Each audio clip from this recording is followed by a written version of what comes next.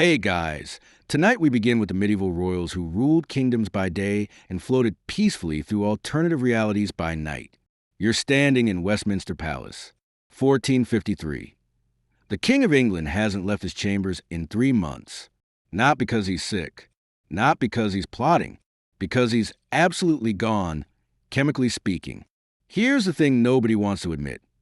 The most powerful man in England is basically a ghost wearing a crown, and his physicians are deliberately keeping him that way.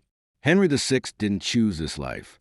His father, Henry V, was basically the medieval equivalent of a superhero. Conquered France, dominated Europe, then died, and left behind a 9-month-old baby as king of two kingdoms. Yeah, 9 months old. Imagine handing your newborn the nuclear codes and then dying. That's what happened. Fast forward 30 years. Henry's still broken, still unsuited for literally any aspect of his job, and everyone knew it. But here's the medieval nightmare. You can't just tell a king he's not qualified. You can't stage an intervention. There's no 15th century AA meeting for royalty. So instead, his physicians did what they did best. They got weird with plants. The opium was just the beginning. We're talking belladonna, mandrake root, which makes you hallucinate. Henbane tastes like Satan's bathroom. And they mixed it all into wine, creating this pharmaceutical cocktail that would make a modern drug dealer nervous. Henry was consuming enough opium daily to keep a small heroin clinic operational. The result? He stopped existing as a functioning human. Courtiers would visit and describe Henry just sitting there, eyes open, recognizing nobody. Sometimes he'd smile blissfully. Sometimes he'd scream about demons. Sometimes he'd forget who he was. He'd been there for 30 seconds before. Fascinating medical experiment. Terrible way to run a country. Meanwhile, England's literally falling apart. The 100 Years' War with France? They're losing. Badly. The treasury's empty. Nobles are building private armies. And the guy who's supposed to be managing this? He's too sedated on medieval drugs to notice. His wife, Martyr of Anjou, basically took over. She was smart, aggressive, and absolutely making enemies because when a king's a zombie, sometimes you have to make hard choices that piss people off. Enter Richard, Duke of York. This guy's watching a kingdom crumble under a drugged-up king and thinking, you know what? I could probably do this better. Which, technically, he could, but that meant civil war. The Wars of the Roses lasted 30 years. Thousands died. Families were destroyed. Villages burned. All because a traumatized kid inherited a throne he couldn't handle, got medicated with substances that made him worse, and basically checked out of reality. Here's the horrifying question. How many people died because one man's physicians were feeding him increasingly bizarre herbal mixtures in a desperate attempt to make him functional?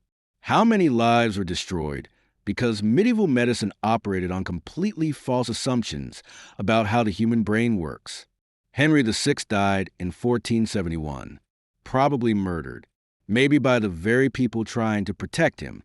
Nobody's entirely sure, but we do know this. His entire reign was a chemical experiment gone wrong, and his kingdom paid the price. Emperor Caligula, Rome's cocaine problem. It's 37 AD in Rome. You've just been summoned to the palace at midnight. This is either a tremendous honor or you're about to die. Honestly, you won't know which until you get there. You walk through marble corridors. Torches flicker. And you hear something wrong.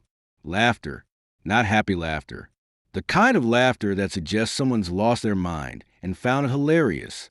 You're about to meet Emperor Caligula. And trust me, this guy is high. Here's the setup. Caligula became emperor at 24. His predecessor, Tiberius, was paranoid, old, and basically locked himself on an island for the last decade. People were excited when Caligula took over. Finally, a young emperor. Fresh energy. It lasted 6 months. Then something broke in Caligula's brain. Maybe a fever. Maybe a nervous breakdown. Maybe just the psychological weight of absolute power hitting a guy who wasn't psychologically prepared for it. But when Caligula came back from whatever that was, he was different. Meaner. Paranoid.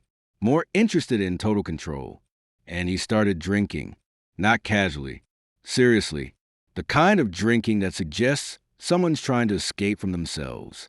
Roman emperors had access to every substance on earth. India provided opium.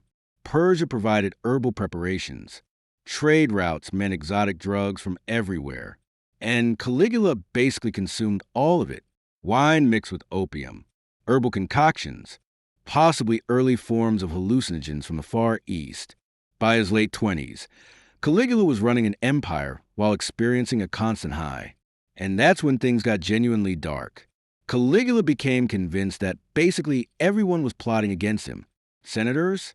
Plotting. Friends? Plotting. Family? Definitely plotting. So he started executing people, not for actual crimes, for looking at him wrong, for being related to someone he'd previously executed, for existing in a way that his drug-altered paranoia interpreted as threatening. He'd spend nights in his chambers, high and terrified, convinced that invisible enemies were surrounding him. He'd emerge and issue execution orders based on nothing but paranoid delusions. His advisors realized that his paranoia was a tool. If they wanted someone eliminated, they just had to whisper that the person was plotting, and Caligula's chemically altered brain would handle the rest. Rome's government basically stopped functioning. Instead of strategic planning, you had a terrified emperor making decisions based on substances and paranoia. Military campaigns were abandoned because Caligula was too high to authorize them.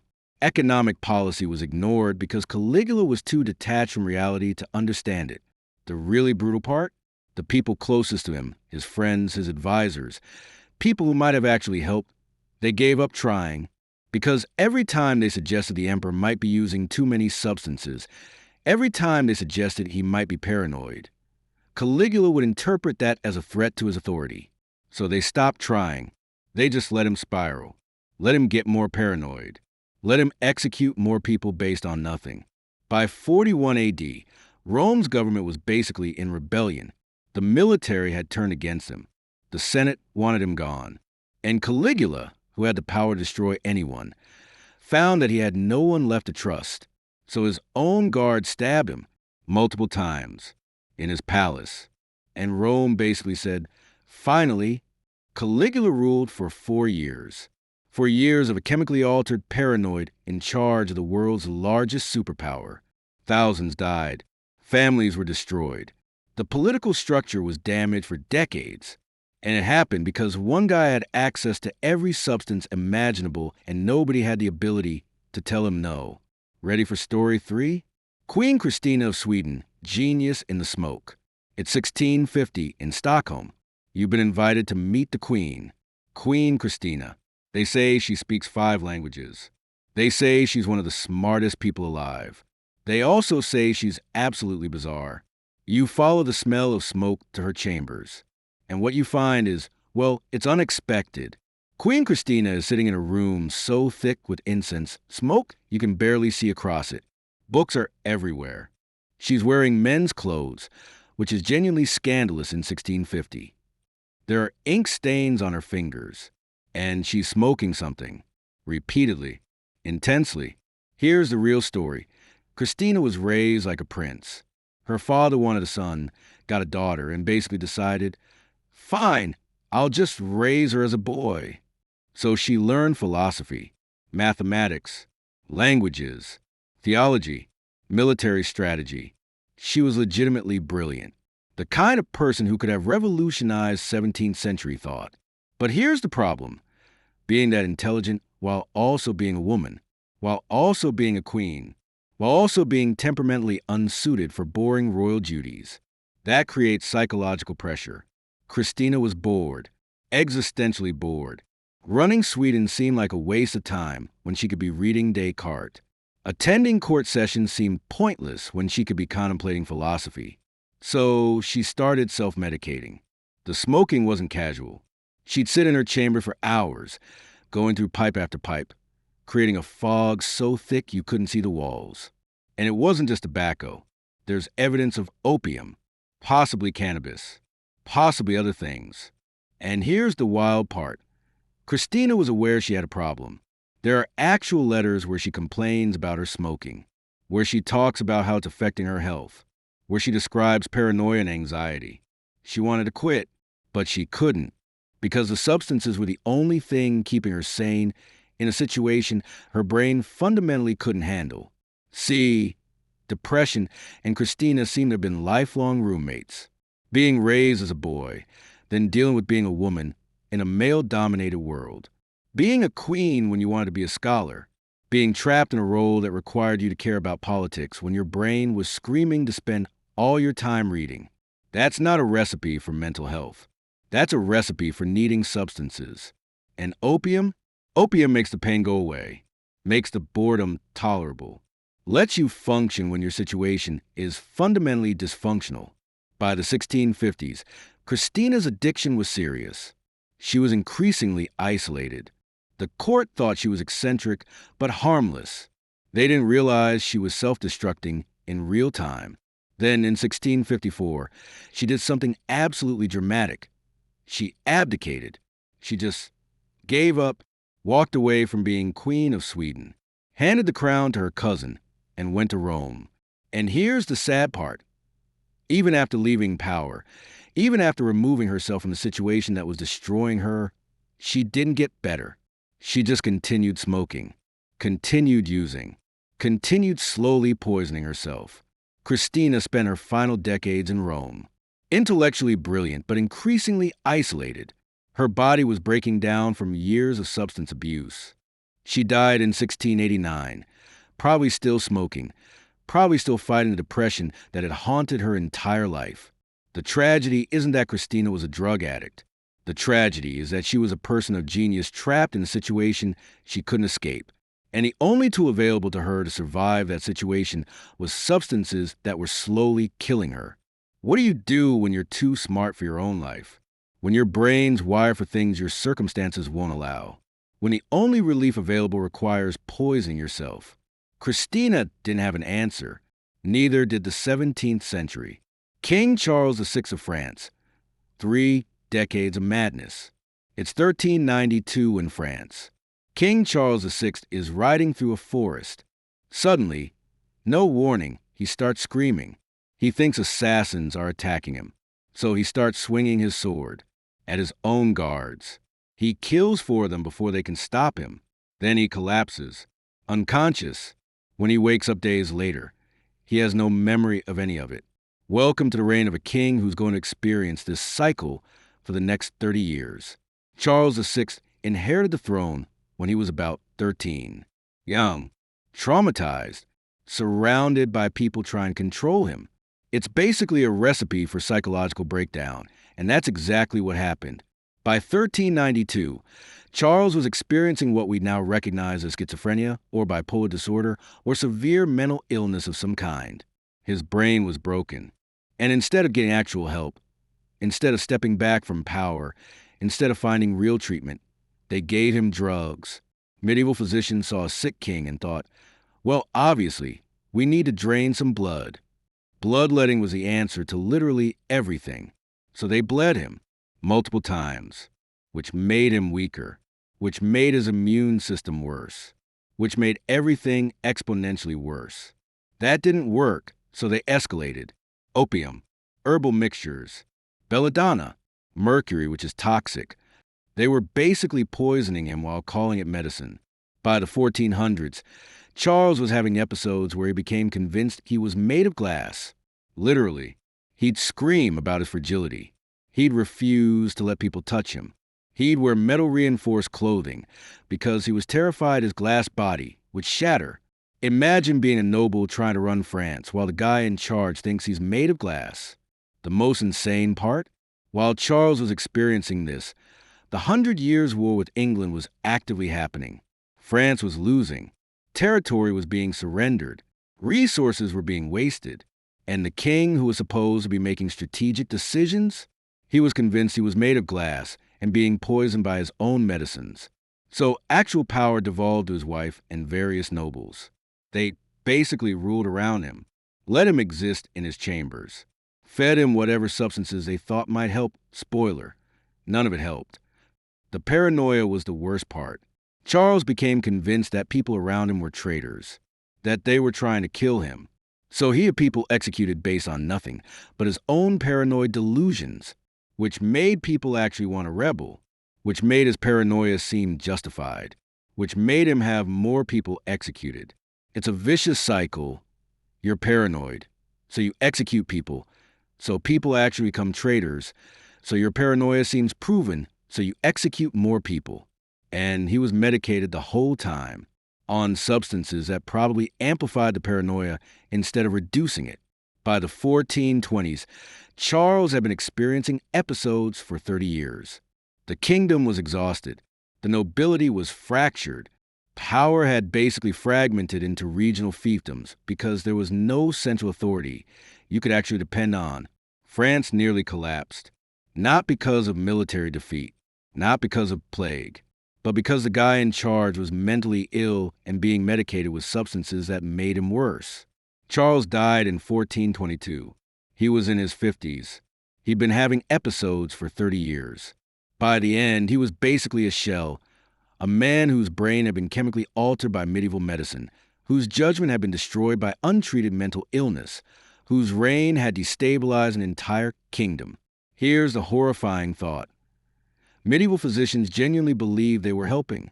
They didn't understand that mercury is toxic. They didn't understand that bloodletting weakens people. They didn't understand that opium and belladonna would amplify paranoia instead of reducing it. They were trapped in a theoretical framework, so wrong that every intervention made things worse. And they kept doing it anyway. Sultan Ibrahim I, when opium ruins an empire, it's 1648 in Constantinople. The Ottoman Empire is still powerful, still vast, still one of the dominant forces in the world. But if you pay attention to what's happening in the palace, if you listen to the right whispers, you'll discover something absolutely insane. The Sultan has locked himself in his chambers. Again. And this time, nobody knows when he's coming out. Sultan Ibrahim I became the head of the Ottoman Empire in 1640 at age 26. And I need to be honest with you. This guy was already broken before the substances even entered the picture. He had violent tendencies. He had strange obsessions. He was paranoid. He was basically a genuinely disturbing person. But then he discovered opium. And opium gave him a way to escape from himself. At first, it was occasional. A little relief from the stress of running an empire. But opium doesn't work that way. It's a progressive drug. You need more and more to get the same effect.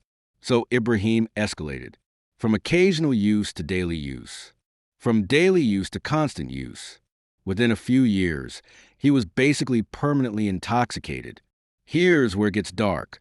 While Ibrahim was locked in his chambers getting high on opium, he was still the Sultan. He still had absolute authority. So his decisions, made while chemically altered, had real consequences. One of his first major decisions while heavily medicated? Execute the Grand Vizier, basically the second most powerful person in the empire. Why? Because the Grand Vizier gently suggested that maybe the Sultan shouldn't lock himself in his chambers for weeks at a time. That was basically a death sentence. And it set a precedent. If you say anything to Ibrahim that could be interpreted as criticism, you die. So everyone stopped trying to help. Stop trying to convince him to do anything. Just let him spiral deeper. Let him get more high. Let him make worse decisions. By 1642, Ibrahim's behavior had become absolutely nightmarish. He'd summon people to his chambers at random hours, high on opium, apparently terrified, and demand bizarre things. He executed people for minor infractions. He spent vast amounts of imperial wealth on luxury goods for his increasingly elaborate harems. Because apparently, when you're high on opium all the time, collecting beautiful things and people seems like a reasonable government priority. But here's the genuinely insane part. He wasn't just using opium. He was mixing it with wine, with hashish, with whatever other substances he could get his hands on, creating his own pharmaceutical cocktail designed to keep him as disconnected from reality as possible. The military was being neglected. Resources were being wasted. Government decisions weren't being made. Or when they were made, they came from a guy who was hallucinating. There's actually a documented incident where Ibrahim became convinced he could walk on water if he had enough faith. So he ordered his advisors to build a platform in a pool. He walked out onto it, high on opium, genuinely believing he could walk on water. He fell in. His advisors had to fish him out. And instead of recognizing this as a sign that maybe his opium use was a problem, Ibrahim just decided he needed to be more medicated next time he tried. By 1648, the Ottoman Empire was in chaos. There was no coherent military strategy. There was no coherent foreign policy. There was just a sultan locked in his chambers getting high, and various officials desperately trying to keep the empire functioning despite their leader being completely incapacitated. So the people running the government basically decided, we need to fix this. And the Ottoman way of fixing this was execution. In August of 1648, Ibrahim was arrested, removed from power, and shortly afterward executed. His reign lasted 8 years. 8 years of a chemically addicted sultan slowly destabilizing one of the world's largest empires through his decisions and his absence of decisions. Now here's what's genuinely interesting. Executing Ibrahim didn't save the Ottoman Empire. The damage was already done. Military losses couldn't be undone. Financial depletion couldn't be reversed. Territory that had been lost couldn't be reclaimed. But his execution did teach the next generation of Ottoman leaders something important.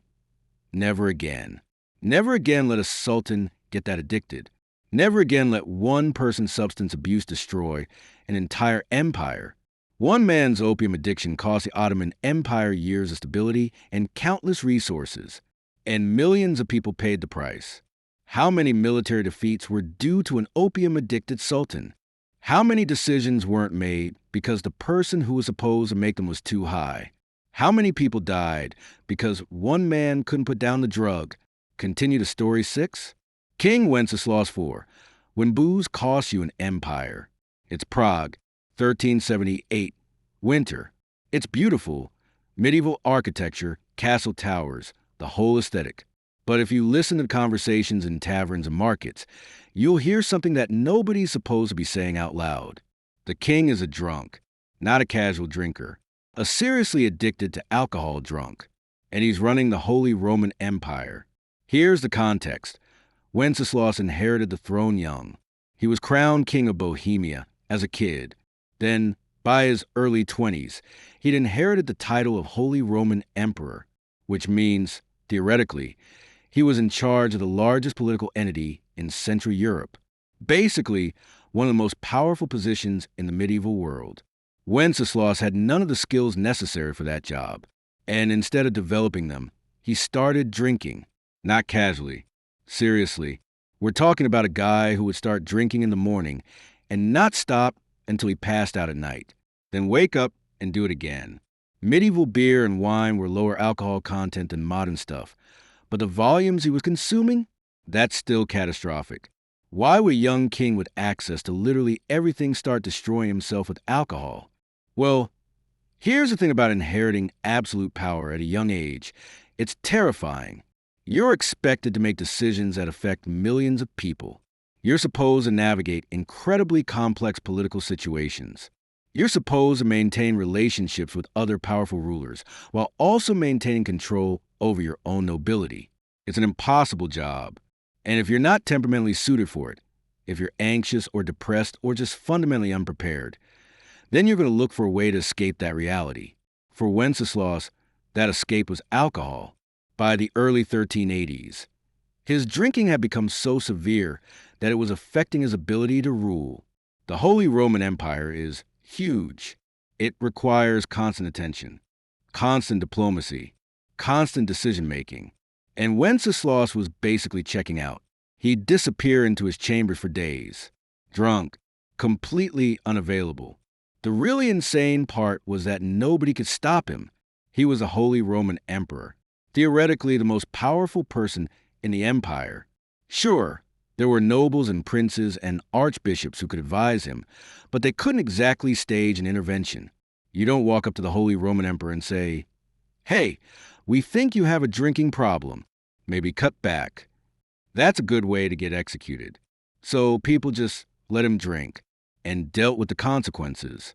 By the 1380s, The Holy Roman Empire was fragmenting. Various princes and nobles were basically running their own regions without much input from the emperor. The unity that held the empire together was based on respect for the emperor's authority. And Wenceslaus was systematically destroying that respect by being a visibly drunk, obviously unreliable ruler. Here's the tragic part. Wenceslaus seemed to know, on some level, that his drinking was a problem. There are records of him occasionally trying to quit, trying to get sober, attempting to be a better ruler. But the psychological problems that had driven him to drink in the first place, the anxiety, the depression, the sense of inadequacy, those never went away. So every time he tried to quit, the underlying mental illness would resurface, and he'd go right back to drinking.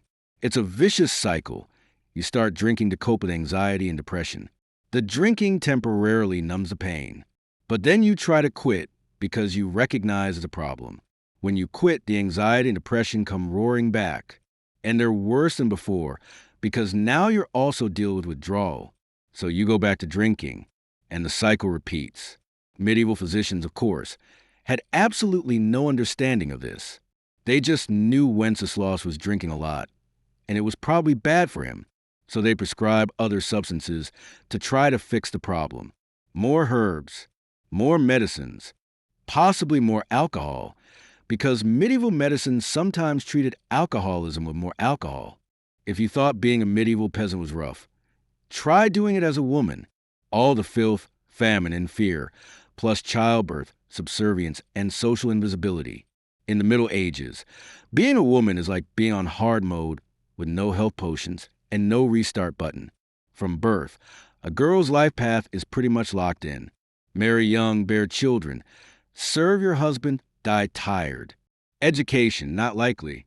Unless you're from a noble family and sent to a convent, your intellectual development stops around the time you learn how to churn butter and patch a tunic. Marriage happens early, really early. It's not weird to be betrothed at 12 and pregnant by 14. It's not about love. It's about land, livestock, and alliances. The nobleman ended up imprisoned in a castle, neither formally charged nor formally released, basically in limbo because the emperor was too drunk to make a decision and then too drunk to remember what he decided. This is what happens when you let an alcoholic run an empire. You get chaos. You get incompetence. You get decisions being made and then unmade based on the emperor's blood alcohol content. By the mid-1390s, the German princes who made up the Holy Roman Empire were basically done. Wenceslaus was unreliable. He was embarrassing. He was making decisions that hurt the empire. So they did something radical.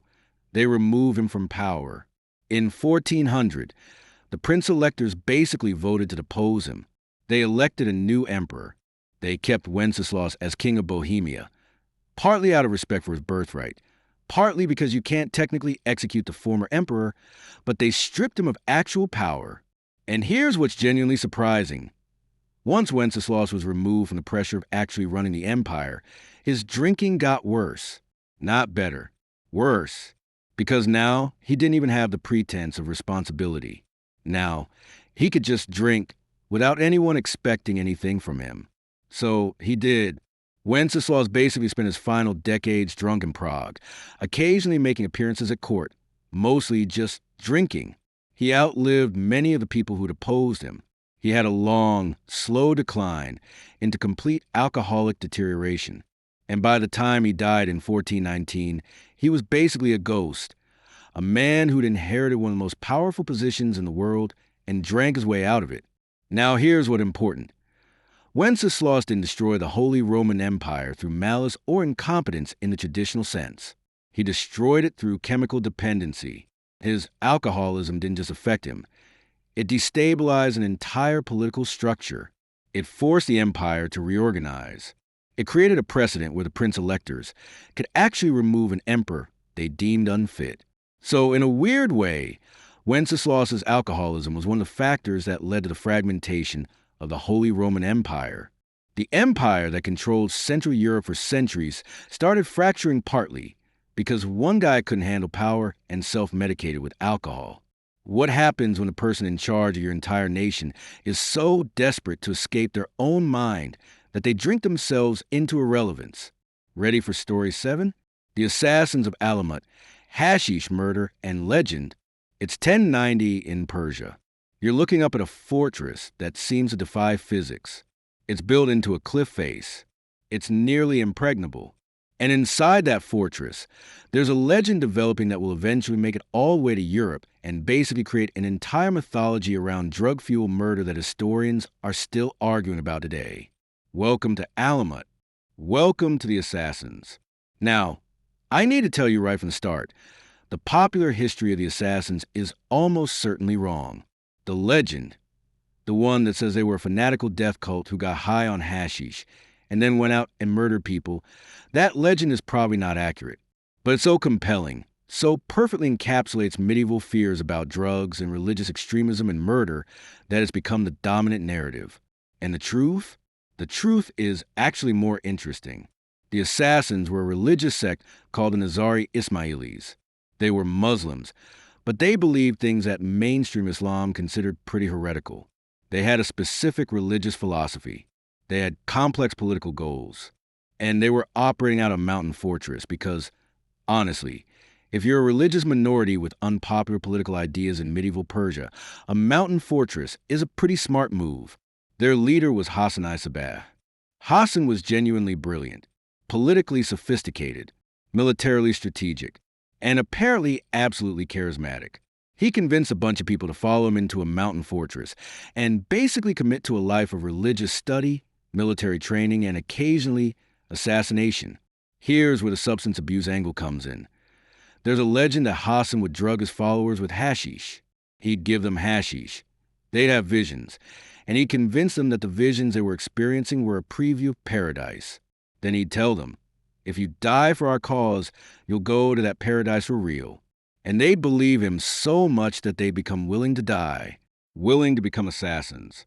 This legend was so powerful that it literally changed the meaning of the word assassin.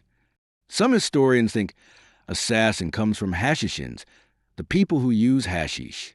Other historians think that's wrong, that the word comes from a different root entirely. But the legend was so compelling that it became the popular etymology. Now, here's the thing. Did Hassan actually use hashish to control his followers? Possibly. But it's also possible that this is a story that got invented by people who wanted to explain why these seemingly ordinary Muslims would become suicide killers. Because the alternative explanation, that they had genuine religious conviction, that they believed in something strongly enough to die for it, that's somehow more terrifying to medieval Western minds than the idea that they were drugged. It's easy to believe that people kill because they're on drugs than to believe that people kill because they actually believe something. Drugs are external. There's something that happens to you. Belief is internal. It's something you choose. But let's talk about what the assassins were actually doing, setting aside the hashish mythology for a moment. Hassan I-Sabah built a political military organization that was genuinely sophisticated for its time. He had a hierarchical structure. He had training programs. He had intelligence networks. And he had a specific political strategy. Instead of trying to build a large army to fight conventional wars, he built a small, elite group of highly trained individuals who could eliminate specific political targets. It was basically the medieval equivalent of special operations. The targets were usually political enemies of the Nizari Ismailis. Sometimes they were Sunni religious leaders. Sometimes they were government officials who opposed a sect. Sometimes they were rival Muslim leaders. The assassins would identify a target. They'd plan. They'd infiltrate. And then they'd kill. And the thing about assassination as a political tool is that it's terrifying. You can prepare for an army. You can fortify a castle. You can gather soldiers. But you can't really prepare for a single determined person who's willing to die to kill you. You can't check every cup of water for poison. You can't inspect every visitor to make sure they're not an assassin. So assassination creates fear. And fear is a political tool. The assassins became legendary for this. Not because they were actually that effective. Their success rate was probably not that high, but because the fear they inspired was disproportionate to their actual capabilities. They killed some important people, but they also missed. They got caught. They failed. But the legend of the fanatical killer, who could appear anywhere and couldn't be stopped, That legend was worth more than their actual effectiveness. And here's where the substance element becomes actually interesting. There's a genuine question of what keeps someone motivated to become an assassin. What psychological mechanism makes someone willing to die? Religious conviction is one answer, but substances could be another. If Hassan was actually using hashish or opium or some combination of drugs to manipulate his followers' psychological states, to keep them in some kind of chemically induced state of religious fervor, then the substance abuse angle becomes genuinely important to understanding how the organization functioned. We don't actually know if this was happening. The historical record is murky. The account we have come from people who were terrified of the assassins, so they might have invented or exaggerated the drug angle. But the uncertainty itself is interesting because it suggests that medieval people believed that the only way someone could be motivated to become a suicide killer was if they were either religiously brainwashed or chemically altered, or both. By the 1100s, the assassins had become so legendary that they were basically a terror organization affecting international politics. The Crusades were happening. The assassins were playing all sides, sometimes helping the Crusaders, sometimes opposing them, sometimes just using the chaos to advance their own political goals. And the fear of assassination was becoming a real political factor across the entire region. Kings and leaders were terrified. They started beefing up their security. They started testing their food for poison. They started keeping people at arm's length because you never knew who might be an assassin. And that fear, that psychological state of constant paranoia, that was doing more damage than the actual assassinations. Eventually, the assassins' fortress at Alamut was destroyed. In 1256, a Mongol military force attacked the fortress and basically leveled it. The assassins, as an organized political military force, basically ceased to exist. But the legend lasted for centuries. The myth of the hashish-crazed assassin became embedded in Western consciousness. It influenced how Europeans thought about drugs. It influenced how they thought about Islamic extremism. It created a narrative template that people would use to explain religious violence for the next 1,000 years. And here's what's genuinely fascinating. Whether or not Hassan actually used hashish, he was definitely manipulating his followers psychologically. He was using religion as a tool. He was creating an internal propaganda machine that convinced people to believe things that would motivate them to die. That's a form of control. That's a form of intoxication, in a way, a psychological intoxication, where reality gets distorted by ideology. So maybe the real point isn't whether the assassins use hashish. Maybe the real point is that they didn't need to. Religious fanaticism can do the same thing that drugs do. It can distort your perception of reality. It can make you willing to do things you wouldn't normally do. It can turn you into someone willing to die for a cause. And that's somehow more terrifying than the idea of drug-fueled assassination, because drugs eventually wear off. But ideology can last your entire life. What happens when the real reason someone is willing to die is more terrifying than any chemical explanation? Continue to story 8. King Peter the Cruel. Paranoia as a governing strategy. You're in Castile. 1358. You're standing in the palace at Seville, and you're absolutely terrified. Not because there's an army at the gates. Not because there's a plague sweeping through the kingdom. You're terrified because the king has decided that you might be disloyal. And in Castile in 1358, being suspected of disloyalty is basically a death sentence. Welcome to the reign of Peter I of Castile. Everyone calls him Peter the Cruel. And cruel isn't hyperbole. This is a man who would make medieval dictionaries revise their definition. Here's the thing about Peter. He became king when he was 16 years old. His father had just died. And immediately, there were people circling. His mother had remarried. His nobility was fractured. His kingdom was surrounded by enemies. And Peter, young, paranoid, possibly dealing with some kind of personality disorder, basically responded to all of this pressure by deciding that the only way to survive was to trust absolutely no one and control absolutely everything through fear. By his mid-20s, Peter had become one of the most paranoid rulers in European history. And paranoia, when combined with absolute power and access to substances, becomes a genuinely terrifying thing. Peter started drinking heavily. Medieval chroniclers describe him consuming wine constantly, not like Wenceslas, where the drinking seemed to be an escape from responsibility. Peter's drinking seemed to be fuel for paranoia, fuel for violence, fuel for cruelty. He'd drink, and then his paranoia would escalate. He'd convince himself that people around him were plotting, that they were disloyal, that they needed to be eliminated, and then he'd have them executed. The numbers are almost incomprehensible. Peter executed hundreds of people, nobles, merchants, government officials. Sometimes people got executed for explicitly stated reasons. Sometimes people got executed for vague accusations. Sometimes people got executed for looking at Peter wrong. And in all of these cases, Peter was convinced, absolutely convinced, that these people deserved it, that they were traitors, that they were plotting against him. But here's where it gets genuinely dark. Peter wasn't just drinking wine. He was also using other substances. Medieval physicians would provide him with herbal remedies, opium-based concoctions to help him sleep, stimulants to keep him awake and alert, which is counterintuitive if you think about it, because a paranoid person who's also chemically stimulated is basically creating the worst possible psychological state. You're amplifying the paranoia. You're making it impossible to sleep. You're creating a feedback loop where the person becomes increasingly unmoored from reality. And that's basically what happened to Peter. By the 1360s, Peter's paranoia had become so severe that it was affecting his basic judgment. He'd execute people based on rumors.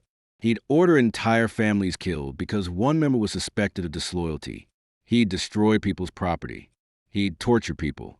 And in all of this, he believed he was protecting the kingdom, protecting himself, maintaining stability. He was doing the opposite. Here's a specific example of how absolutely unhinged Peter had become. There was a nobleman named Diego Garcia de Padilla. Diego had served Peter faithfully for years. But at some point, Peter got into his head that Diego was plotting against him. We don't really know why. Maybe Diego said something that Peter misinterpreted. Maybe Peter's paranoia just latched onto Diego for no reason at all. But whatever the trigger, Peter became convinced that Diego was a traitor. So Peter invited Diego to the palace, acted friendly, and then when Diego arrived, Peter had him arrested. And then, here's where it gets genuinely sadistic. Peter had Diego tortured. For days, Peter wanted to extract a confession of crimes that Diego probably didn't even commit.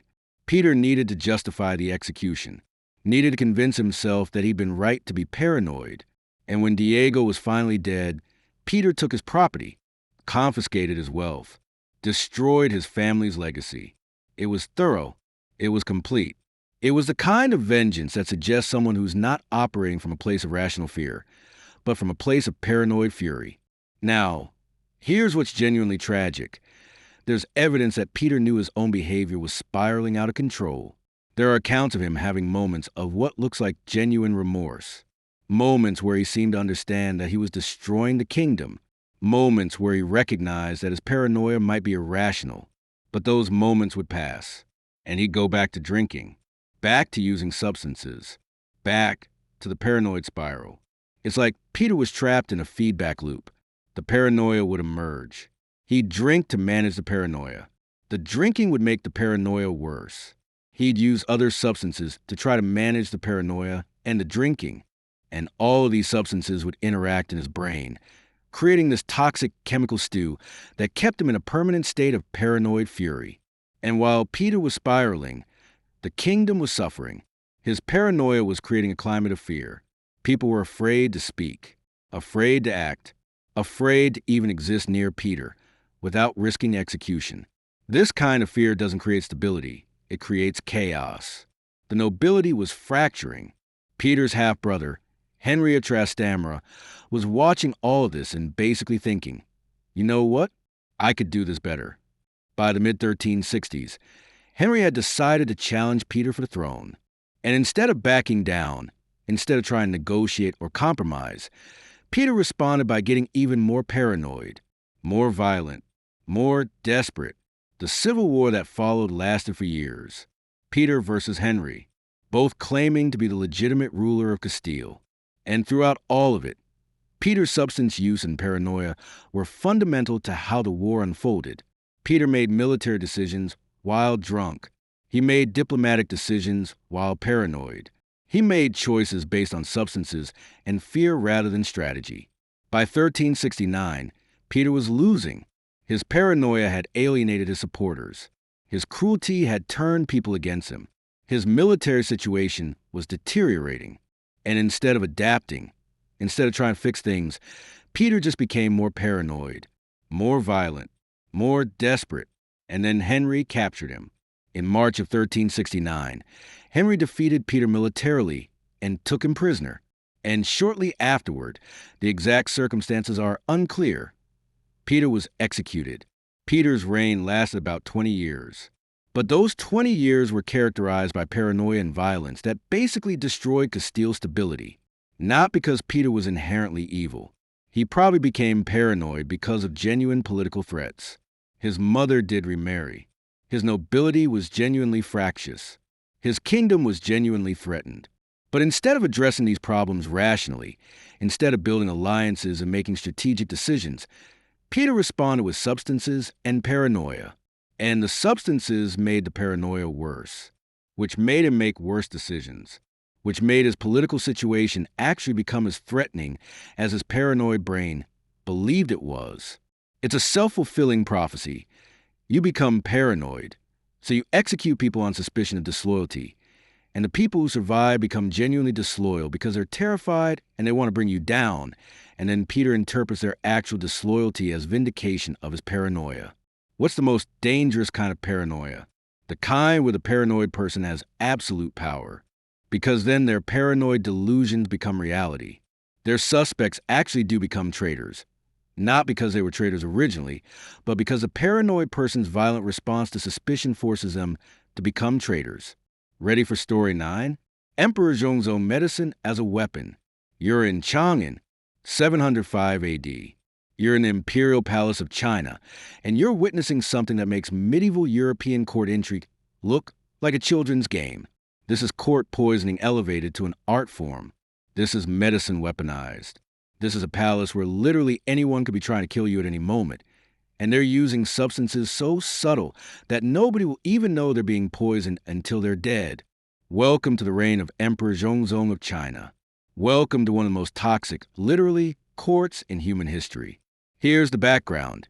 Zhongzong inherited the throne when his mother, Empress Wu Zetian, stepped down in 690 AD.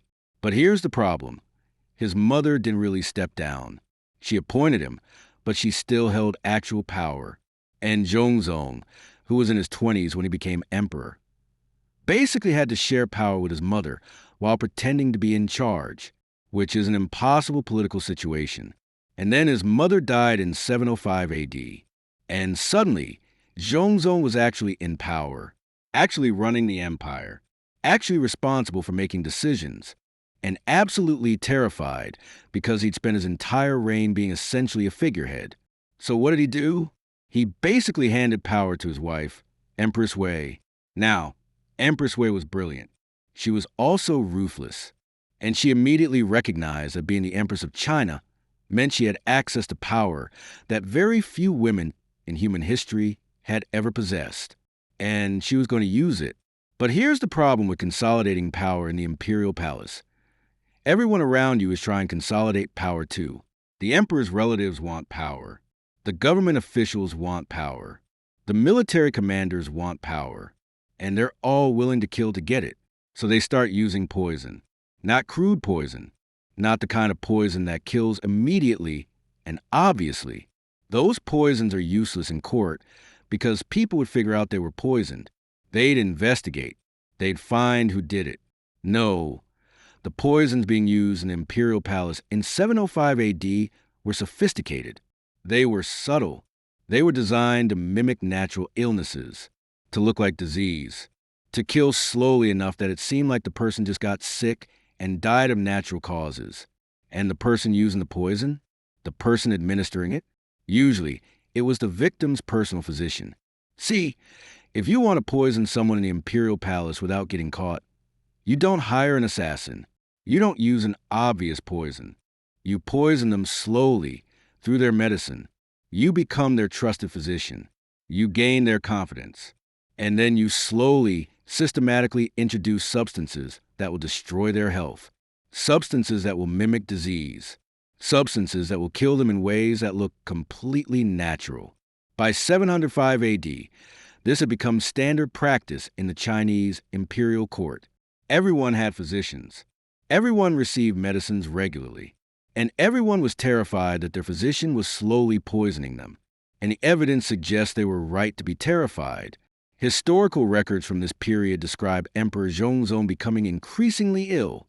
He had stomach problems. He had headaches. He had periods of confusion. He had weakness. And the more ill he became, the more medicines his physicians prescribed.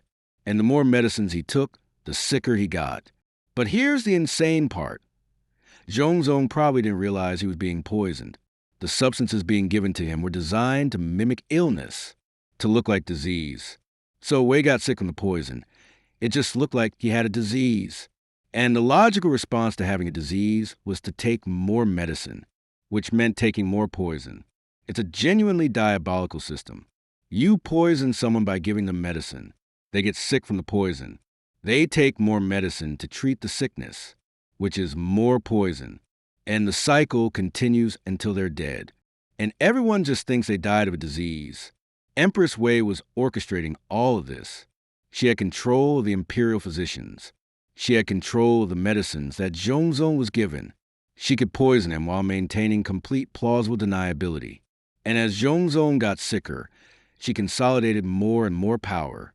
She appointed government officials who were loyal to her. She removed officials who weren't. She basically turned herself into the de facto ruler of China, while her husband, the nominal emperor, got progressively sicker. But Empress Wei wasn't the only one poisoning people. Everyone in court was doing it. Officials were poisoning their rivals. Relatives were poisoning each other for succession rights. It was basically a culture of systematic, slow poisoning disguised as medical treatment. The sophistication of the poisons being used is genuinely remarkable. Some were herbal concoctions that would cause slow organ damage that looked like natural disease. Some were mineral-based poisons like arsenic administered in tiny doses.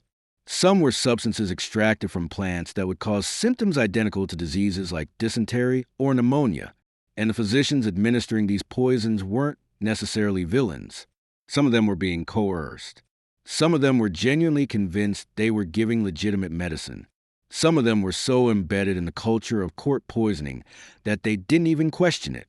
It was just what you did if you worked in the imperial palace. You poisoned people. You called it medicine. Everyone understood what was happening, but nobody openly acknowledged it. By 710 AD, Zhongzong's health had deteriorated catastrophically. He was weak. He was confused. He was experiencing what the chronicles describe as periodic delirium. He could barely function as emperor. He spent most of his time in his chambers, receiving medicines from his physicians, which meant receiving poison from his physicians. And then on July 13th, 710 AD, Emperor Zhongzong died. He was in his mid-40s. The official cause of death was illness, some kind of sudden acute condition, possibly a stroke, possibly a heart attack, possibly poisoning. We don't actually know, because the Chinese imperial court wasn't interested in autopsies that might reveal poisoning. But here's what's interesting. Immediately after Zhongzong's death, Empress Wei tried to consolidate even more power. She attempted to place her young son on the throne as a puppet emperor. She tried to eliminate her rivals. She basically attempted a full palace coup. And that's when the military stepped in. A general named Chao, who basically said, "You know what? This has gone far enough." He launched a military coup. He killed Empress Wei. He killed her supporters. He removed her puppet emperor. And he put a new emperor on the throne, Zhongzong's son, Xuanzong, who was old enough to actually rule. And this is where it gets genuinely interesting. One of Xuanzong's first acts as emperor was to conduct an investigation into what happened during Empress Wei's time in power.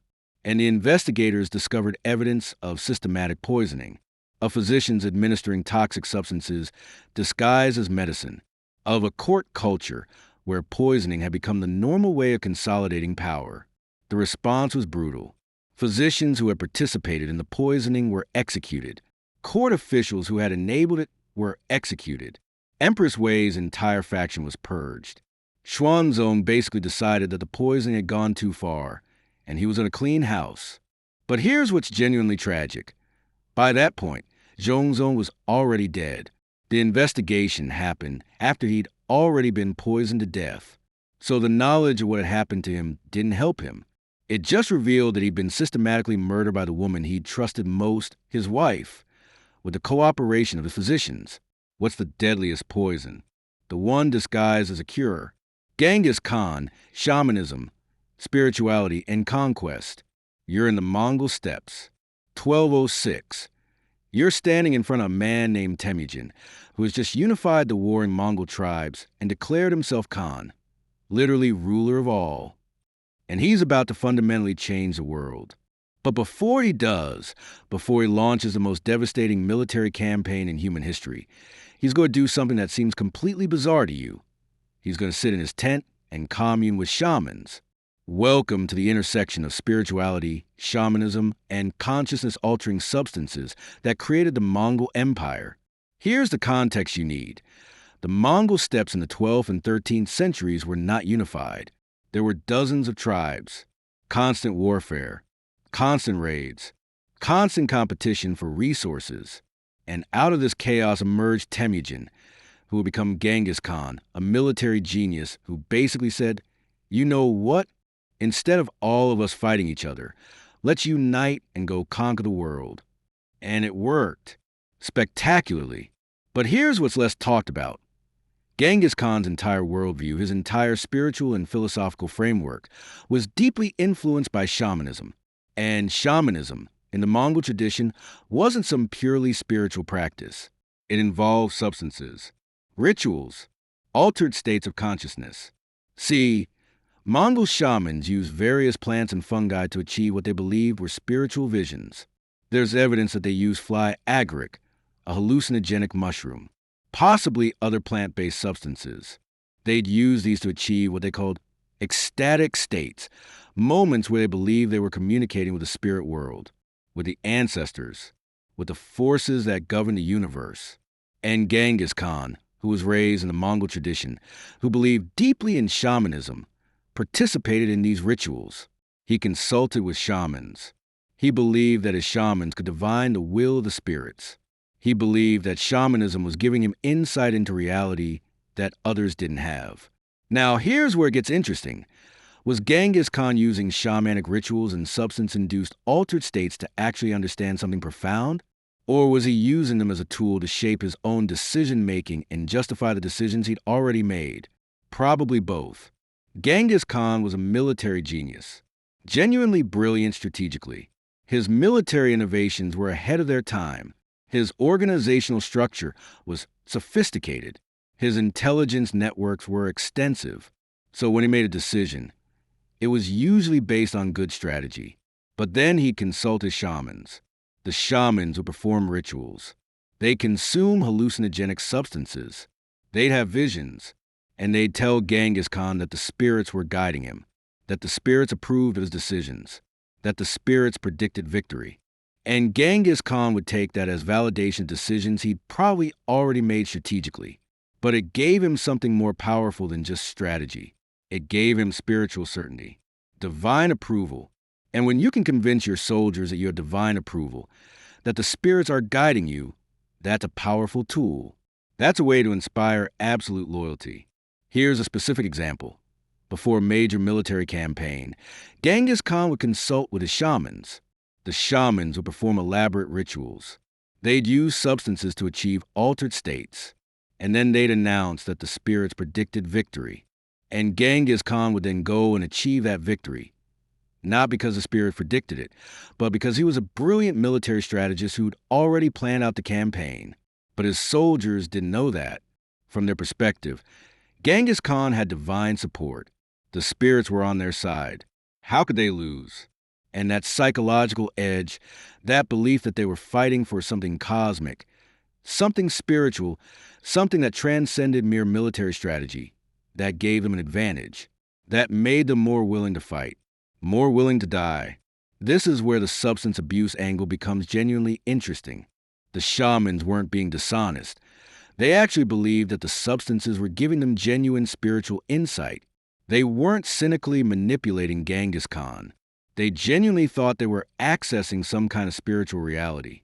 But the substances they were using were also affecting their brains, were also distorting their perception, were also making them see patterns and meaning where maybe there wasn't any. So you had a situation where a military genius was consulting with substance-altered shamans who genuinely believed they were accessing spiritual wisdom and using that wisdom to validate decisions he'd already made strategically. And the end result was an empire that conquered more territory than any empire in human history up to that point. By the time Genghis Khan was in his 50s, he'd conquered most of Central Asia. He'd conquered China. He'd defeated every rival. And he'd done it while maintaining a deep belief in shamanism, while participating in shamanic rituals, while consulting with shamans who were using consciousness-altering substances. And here's the question that becomes genuinely interesting. How much of Genghis Khan's success was due to his military genius? How much was due to his shamanic beliefs? How much was due to the psychological impact of those beliefs on his soldiers? And how much was due to the shaman's substance-induced altered states giving them, accidentally, insights that align with what strategic analysis would have suggested anyway? We don't really know. But what we do know is that Genghis Khan genuinely believed in shamanism. He consulted with shamans regularly. He made decisions based partly on what shamans told him, and his shamans were using consciousness-altering substances to achieve the states where they felt they were communicating with the spirit world. By the 1220s, Genghis Khan's empire was vast. He'd conquered everything, and he was starting to face a different kind of problem. How do you maintain an empire that spans from China to Eastern Europe? How do you keep it unified? How do you prevent your generals from turning on each other? And this is where shamanism became even more important. Genghis Khan promoted shamanism as a spiritual framework for his empire. He allowed various religions, Buddhism, Islam, Christianity, to exist under Mongol rule, but shamanism was a spiritual language that held everything together. Shamanism and the belief that Genghis Khan had divine approval, and that belief, amplified by shamanic rituals and substance-induced visions, helped hold the empire together. It gave people a common spiritual framework. It made Genghis Khan's authority seem cosmically legitimate. It made people willing to follow his edicts because they believed he had divine support. When Genghis Khan died in 1227, his empire didn't collapse. It expanded. His successors continued the conquest, and they maintained the shamanic framework, maintained the belief that the Khan had divine approval, maintained the rituals and the spiritual apparatus that held the empire together. But over time, the Mongol Empire fragmented. Different parts of the empire developed differently. Some became Islamic. Some became Buddhist. Some maintained shamanism. And as the empire fragmented, as a unified spiritual framework broke down, the empire itself started to fall apart. What happens when you build an empire on a spiritual foundation? What happens when you convince people that your power is divinely ordained? What happens when belief is the only thing holding the system together?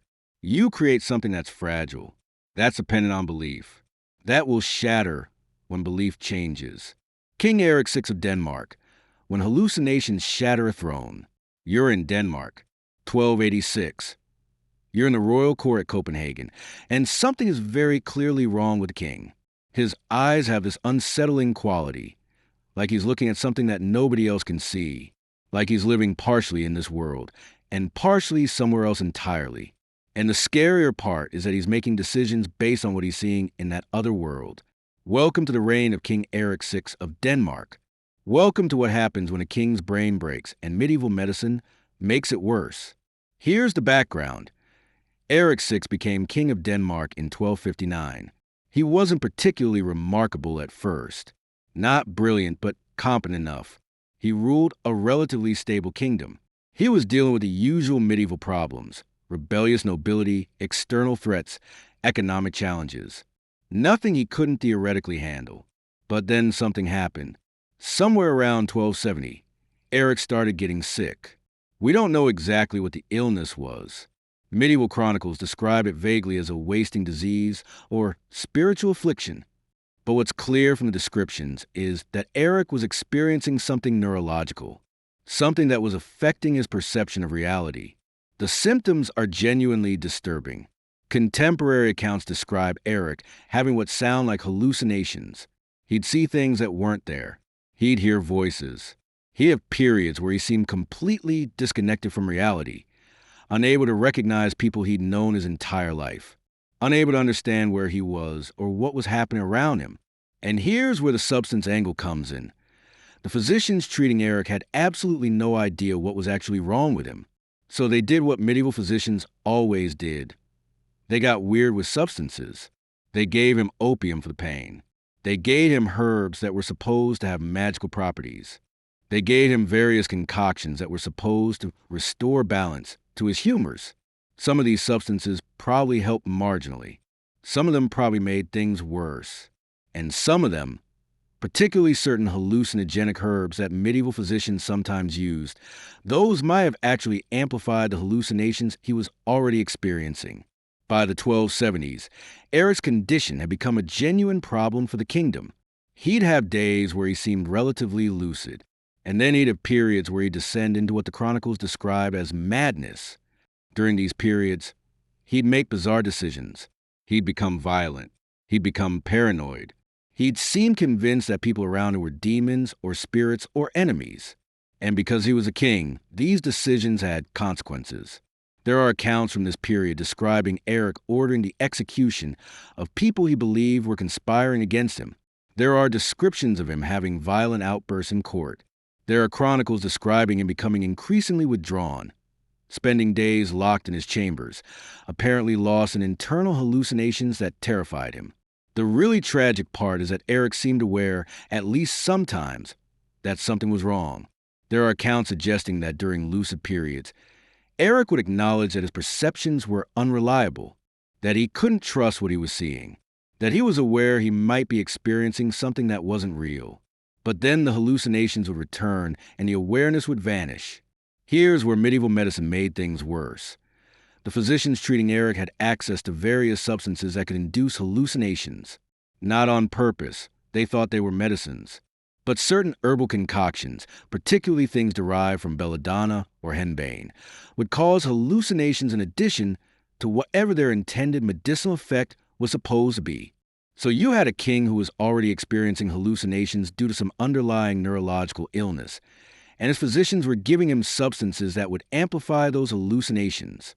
It's almost like they were deliberately trying to make his condition worse. Except they weren't doing it deliberately.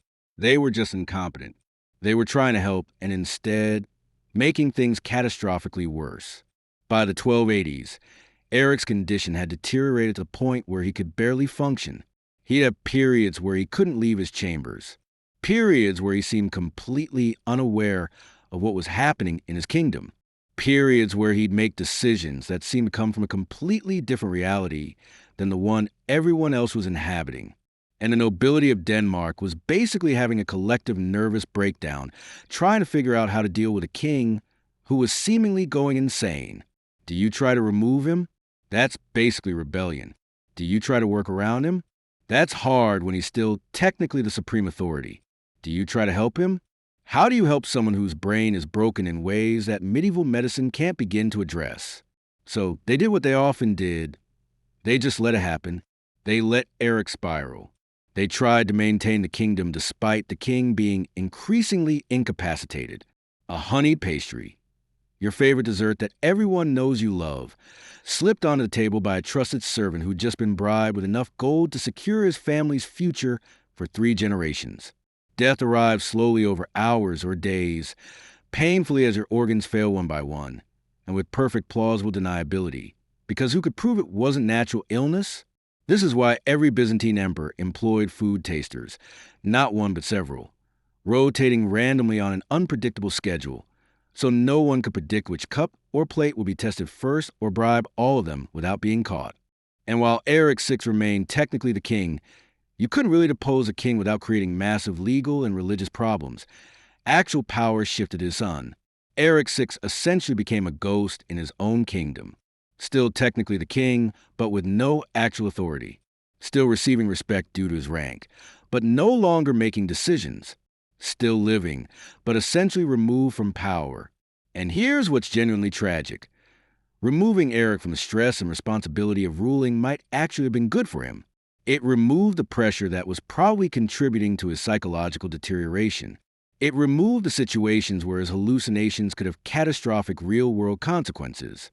It gave him space to just exist, to struggle with his own mind, without the weight of running a kingdom on his shoulders. But it didn't cure him. His hallucinations continued. His condition continued to deteriorate. He spent his final years. He lived until 1319, dying at about 60 years old, in what was essentially a state of psychological dissolution, lost in hallucinations, probably medicated heavily on whatever substances medieval physicians thought might help, essentially trapped in his own broken brain. Now, here's what's interesting about Eric VI compared to some of the other rulers we talked about. His problem wasn't that he was self-medicating with substances to escape psychological pain. His problem was that he was dealing with what sounds like a genuine neurological illness, possibly a brain tumor, possibly some kind of degenerative neurological disease, possibly something else we can't identify from medieval chronicles. And the substances were being given to him by physicians who thought they were helping. So, in a way, Eric is a victim of medieval medicine, in a different way than some of these other rulers. He's a victim of physicians who couldn't diagnose what was wrong and couldn't help, but who kept trying anyway, who kept giving him substances, who kept making things worse through their attempts to make things better. What's the most tragic substance abuse situation?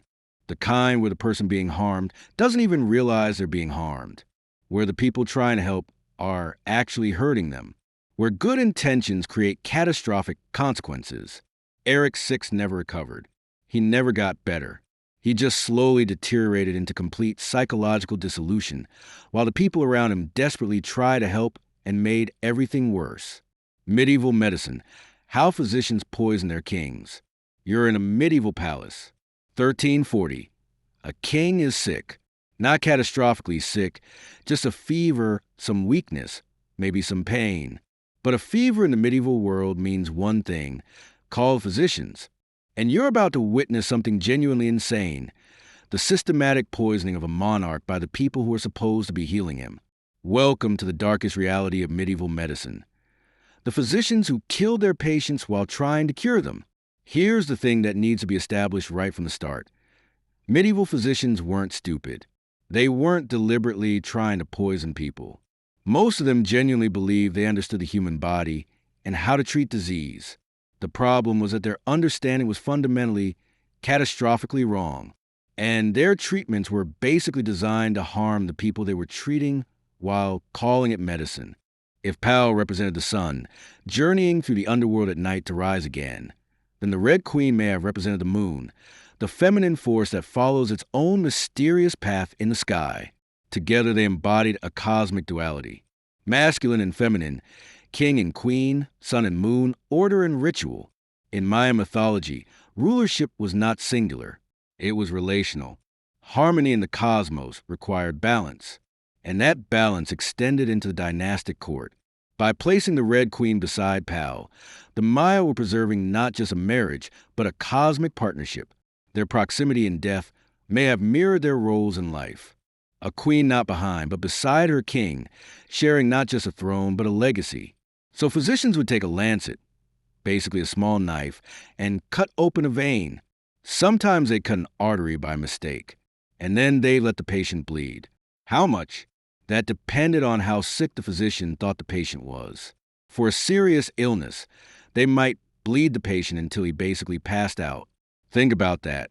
A person is sick, maybe with an infection, maybe with pneumonia, maybe with something that requires their immune system to be functioning optimally.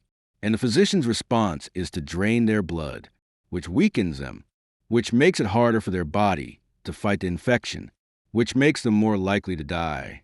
But the physician believed this was helping, believed that releasing blood was restoring balance to the humors. If bloodletting didn't work, if the patient got worse instead of better, the response was simple: bleed them more. Because obviously, the first bleeding didn't release enough blood, didn't restore enough balance. So let's try again. Let's drain even more blood. For medieval king, Someone with access to the best physicians in the kingdom. This could mean being bled multiple times, daily, sometimes multiple times per day.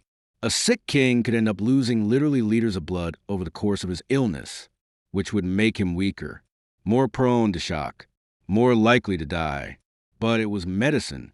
The physicians were helping. Then there was the mercury. Medieval physicians were absolutely obsessed with mercury as a cure for basically everything. Mercury would purify the body. Mercury would restore balance. Mercury would drive out disease. So physicians would give mercury to patients internally in doses that were toxic. Mercury is a neurotoxin. It damages the nervous system. It damages the kidneys. It damages the teeth. Long-term mercury exposure causes tremors, behavioral changes, kidney failure, and death. But medieval physicians didn't know that. They just knew that mercury was a potent substance, and potent substances seemed like they should cure things. So if a king had a fever, the physician would give him mercury. If the king got worse, if he developed tremors, if his teeth started falling out, if his kidneys started failing, the physician would interpret that as the mercury working. The disease was being driven out. The body was purifying itself. Just give it more time. Maybe give more mercury. Then there was a purgation. The idea was that disease came from bad humors accumulating in the body. So you needed to purge those bad humors out, which meant laxatives, powerful laxatives, sometimes combined with enemas, sometimes combined with vomiting induction. The goal was basically to empty the patient's body of everything: digestive contents, nutrients, electrolytes, everything. A person undergoing medieval purgation treatment would lose massive amounts of fluids and nutrients. They'd become dehydrated. They'd lose electrolytes. Their immune system would be further compromised. But the physician would see it as working. The bad humors are being expelled. Keep going. And for a king with access to the best physicians, this could mean days of intensive purgation, hours spent vomiting and defecating, becoming increasingly weak and dehydrated, losing nutrients that their body desperately needed to fight whatever actual disease they had. But it was treatment. The physicians were helping. Then there were the herbal remedies. Some of these were actually somewhat harmless. Unlike most girls of her time, Frida didn't aspire to become a wife or a homemaker. Her goal to become a doctor. She enrolled in the prestigious National Preparatory School in Mexico City at age 15, one of only a handful of girls accepted. There she stood out not just for her intelligence, but for her rebellious wit, radical thinking, and unique sense of style. She joined a group of young intellectuals known as the Cachuchas who debated philosophy, literature, and politics. Frida was drawn to revolution, to ideas that challenged tradition.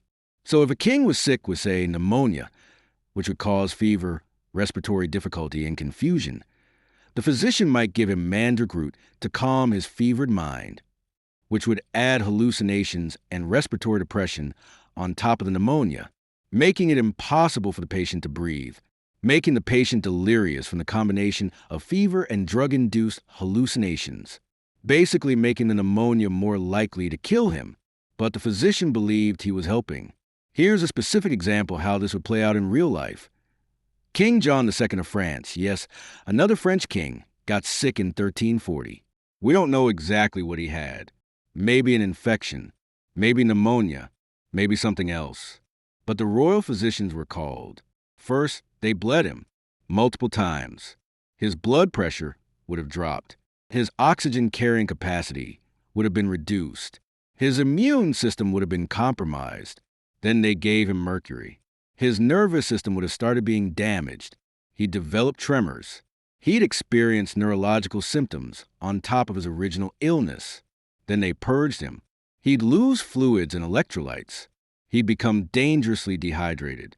His body would start shutting down. And then they gave him herbal remedies, possibly hallucinogenic herbs that would cause confusion and delirium on top of the delirium from the fever. By this point, John would be catastrophically worse than when he started.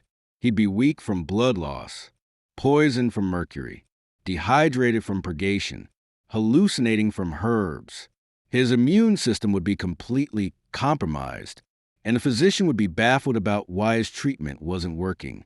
Perhaps he needs more bloodletting. the physician would think. Perhaps the humors aren't balanced yet, and that would be recommended for the next day. Now, here's what's genuinely insane. This was happening to every royal patient. If you were royalty and you got sick, you had access to the best physicians in the kingdom, which meant you were almost guaranteed to receive aggressive, intensive treatment that would make you worse. A peasant who got sick might just suffer at home and possibly recover on his own, but a king who got sick would be treated to death by his physicians. There are documented cases of kings who were probably suffering from relatively minor illnesses, maybe a bad cold, maybe a minor infection, who died after receiving intensive medical treatment. And the physicians would be baffled. They'd done everything right. They'd followed the principles of humoral theory. They'd bled, purged, given mercury, given herbs, and the patient had died anyway. What the physicians didn't understand was that they themselves had killed the patient, that the bloodletting had weakened him, that the mercury had poisoned him, that the purgation had dehydrated him, that the herbs had made things worse, that every intervention had been counterproductive. But you can't tell a medieval physician that. You can't say, actually, bleeding people is bad, because that contradicts the entire theoretical framework that their medicine is based on. So the response was always to do more of what wasn't working. More bloodletting, more mercury, more herbs, until the patient died. And the fascinating and horrifying thing is that this continued for centuries. Even as physicians could observe that patients who weren't treated often recovered, while patients who were intensively treated often died. Even as they could see the pattern, they couldn't break free from a theoretical framework that told them bloodletting and mercury and purgation were the right treatments. It's the medical equivalent of being trapped in a cult. You believe the theory so completely that contradictory evidence just gets reinterpreted to fit the theory. If the patient dies after bloodletting, it's not because the bloodletting killed him. It's because he needed more bloodletting. It's because his disease was worse than you thought. It's because the humors were more imbalanced than you realized. For medieval kings, this was catastrophic. If you got sick, you were almost guaranteed to receive treatment that would make you worse. And the more power and resources you had, the more aggressive that treatment would be. By the time medieval medicine transitioned to something resembling actual medicine, around the 17th century, when people started doing empirical observation instead of just following ancient authorities, thousands of people had died. Kings, nobles, ordinary people, all killed by physicians who genuinely believed they were helping. And here's what's genuinely tragic. Some of the people who died were probably recovering naturally. Their bodies had the capacity to heal. But the physicians' interventions prevented that healing, prevented that recovery, turned survivable illnesses into fatal ones. What's the most dangerous kind of medicine? The kind where the physician is so convinced of the theory that contradictory evidence gets ignored, where failure just means you need to do more of what's failing, where the patient's death is interpreted as confirming the theory rather than disproving it. Medieval physicians were trapped in that kind of medicine, and their royal patients, the people with the most power, were the most thoroughly destroyed by it. Emperor Nero, Rome's chemical dictator. It's 37 AD in Rome. The greatest empire in the world is being ruled by a man who's basically running on a cocktail of substances that would make a modern-day drug addict nervous. His name is Nero. He's in his mid-20s. He's been emperor for about 10 years. And he's simultaneously one of the most powerful people who's ever lived and completely, utterly out of his mind.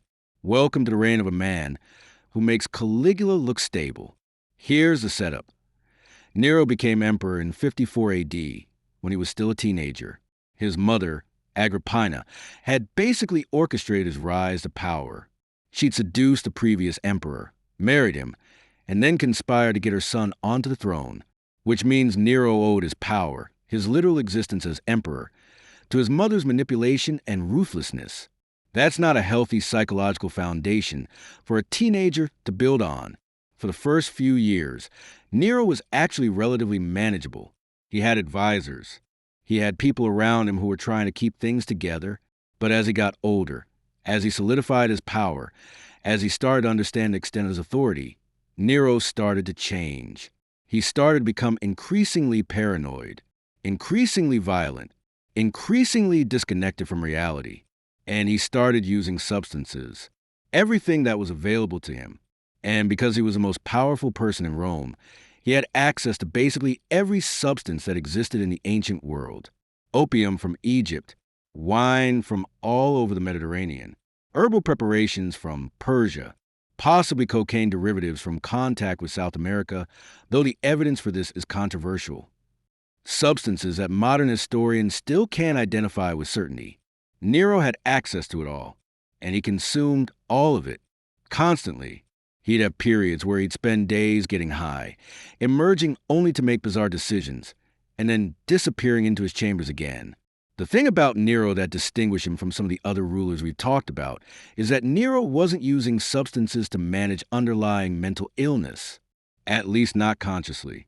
Nero was using substances because he could, because he was bored, because power without meaningful relationships creates a kind of existential void that substances can temporarily fill. Contemporary accounts describe Nero in his later years as basically living in a constant state of intoxication. He'd perform in plays, which was considered beneath an emperor's dignity. But Nero didn't care. He'd sing, he'd act, he'd do all of these things that emperors weren't supposed to do, and he'd do them while obviously high.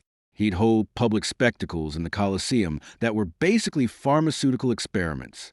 He'd flood the arena with water and have naval battles staged. He'd crucify criminals and have them torn apart by wild animals. He'd do increasingly bizarre and brutal things, and observers at the time noted that he seemed to be in some kind of altered state, like he was watching from outside his own body, like reality wasn't quite real to him. Here's where it gets genuinely dark. Nero's mother, Agrippina, who had orchestrated his rise to power, was becoming a problem for him. She wanted to maintain her influence. She wanted to tell him what to do. She wanted the power that had initially come with placing her son on the throne. But Nero, who had become increasingly paranoid and disconnected from reality through heavy substance use, decided that his mother was a threat. He became convinced that she was plotting against him, that she wanted to remove him and install someone else on the throne. None of this was true. Agrippina was actually trying to help him, to keep him from completely self-destructing. But Nero's substance-altered perception couldn't see that. So in 59 AD, Nero decided to have his mother executed. Not quickly, not mercifully, in a way that was deliberately cruel and theatrical. He had her stabbed repeatedly. He had her tortured. He basically murdered his own mother, the woman who had given him power, because his drug-altered brain had convinced him that she was a threat. And then, presumably, he got high again. The really insane part is that after murdering his mother, Nero's paranoia got worse. He became convinced that other people were also plotting against him, that his wife was plotting, that his advisors were plotting, that basically everyone around him was conspiring to remove him from power. And so he started having people executed, not based on evidence of conspiracy, based on paranoia, based on hunches, based on the suggestion of advisors who realized that Nero's paranoia could be weaponized. If they wanted to eliminate a rival, they could just suggest to Nero that the rival was plotting. And Nero, high on various substances, paranoid, disconnected from reality, would have them executed. This is when Rome basically stopped functioning as a government and became more like the personal playground of a man who was out of his mind. Nero would spend his time composing music, performing in theaters, building a massive palace for himself called the Domus Aurea, the Golden House. He was using the empire's resources to build monuments to his own glory, while also becoming increasingly unstable and paranoid. By the mid-60s AD, Rome was suffering from serious problems: economic issues, military problems on the borders, political instability, and the person who was supposed to be handling these problems was basically non-functional, spending most of his time high, making bizarre decisions, murdering people based on paranoid delusions. There's one event that epitomizes Nero's state during this period: the Great Fire of Rome in 64 AD. A massive fire swept through the city, destroying huge sections of Rome. Thousands died. The entire urban structure was damaged. And Nero, who was in the city at the time, basically did nothing to help. He was apparently somewhere getting high. Some accounts suggest he actually went and performed music while Rome was burning. Whether that last part is literally true is debatable. But what's clear is that Nero was not in a state where he could effectively respond to a crisis. He was too chemically altered, too paranoid, too disconnected from reality. And instead of helping with the recovery effort, instead of actually being an emperor, Nero used the disaster as an opportunity. He seized massive amounts of burned land and began construction on his golden house. So while people were suffering from loss of property and loss of life, the emperor was building a palace for himself. This is basically the point where Rome's upper classes decided that Nero had to go. He wasn't just unstable. He wasn't just making bad decisions. He was actively destroying the empire, the paranoia, the substance abuse, the disconnection from reality.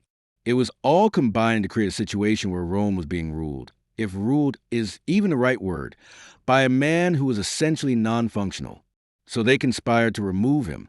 And in 68 AD, barely 14 years into his reign, the Senate basically revolted.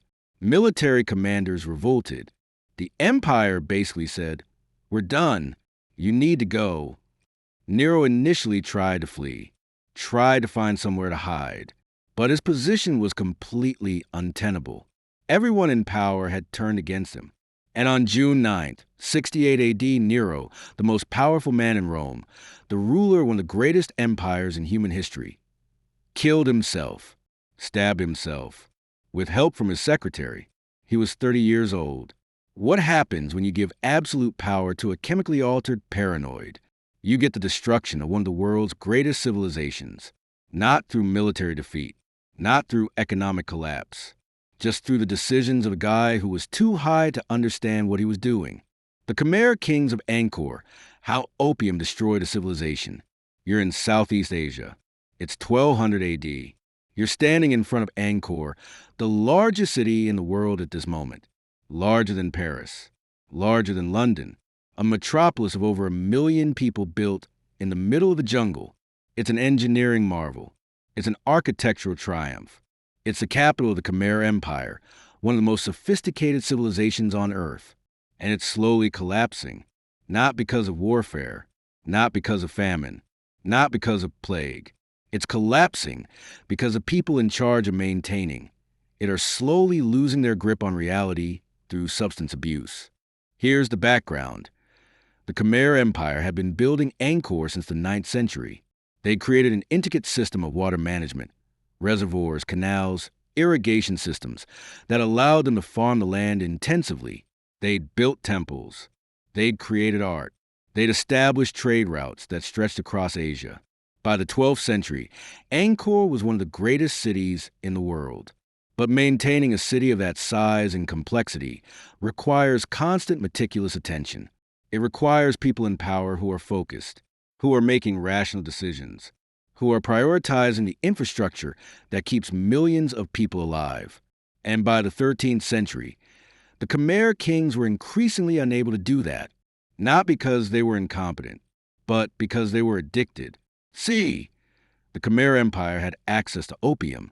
Through trade routes to India and the Middle East, opium was flowing into the Khmer court, and the later Khmer kings, the ones who ruled during the empire's slow decline, were using it heavily.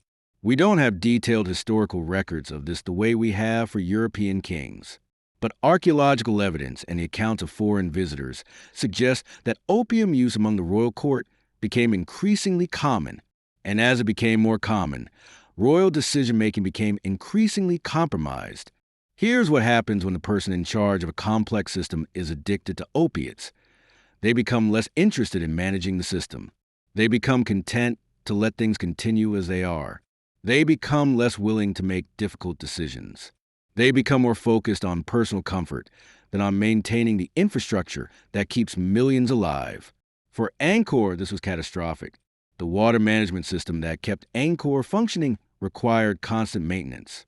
The reservoirs had to be cleaned. The canals had to be dredged. The irrigation systems had to be monitored and adjusted seasonally. If you stopped maintaining these systems, if the people in charge got too addicted to opium to care about maintenance, the systems would start failing. And that's what happened. By the 13th century, There's evidence that the water management systems were starting to deteriorate.